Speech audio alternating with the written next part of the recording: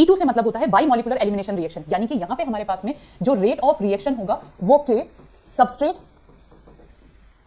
And base दोनों पे depend करेगा। सबस्ट्रेट और बेस दोनों की कंसंट्रेशन पे डिपेंड करेगा, यानी कि आपके पास में यहां पे जो स्लोएस्ट स्टेप होगा उसमें सबस्ट्रेट और बेस दोनों ही प्रेजेंट है। ये वाली रिएक्शन भी आपकी सिंगल स्टेप रिएक्शन होती है, जैसे कि जब आप SN2 रिएक्शन करते थे तो वो आपकी सिंगल स्टेप रिएक्शन थी। सिमिलरली आपके पास में E2 जो रिएक्शन है वो भी आपकी सिंगल स्टेप रिएक्शन है। तो यहाँ पे क्या होता है, जो आपके पास में ये लिविंग ग्रुप है, लिविंग ग्रुप आपका जिस कार्बन पे है उस कार्बन को आप अल्फा कार्बन बोलेंगे और उससे नेक्स्ट वाले कार्बन को आप बीटा कार्बन बोलेंगे।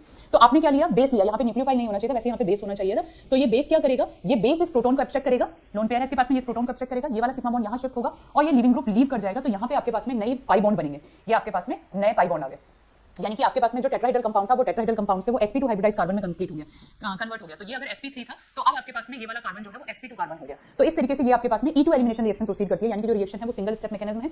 और क्योंकि सिंगल स्टेप मैकेनिज्म है तो कोई इंटरमीडिएट नहीं बन रहा है, नो कार्बोकैटायन, और नो कार्बोकैटायन तो नो रीअरेंजमेंट, यानी कि E2 एलिमिनेशन में आपके पास में रेट ये होगा, सिंगल स्टेप मैकेनिज्म होगी। सेकेंडली आपके पास में no intermediate, no intermediate, only transition state, और ट्रांजिशन स्टेट में नो इंटरमीडिएट तो नो रीअरेंजमेंट, यानी कि यहां पे आपके पास में रीअरेंजमेंट की पॉसिबिलिटी नहीं है। तो इस तरीके से हमारे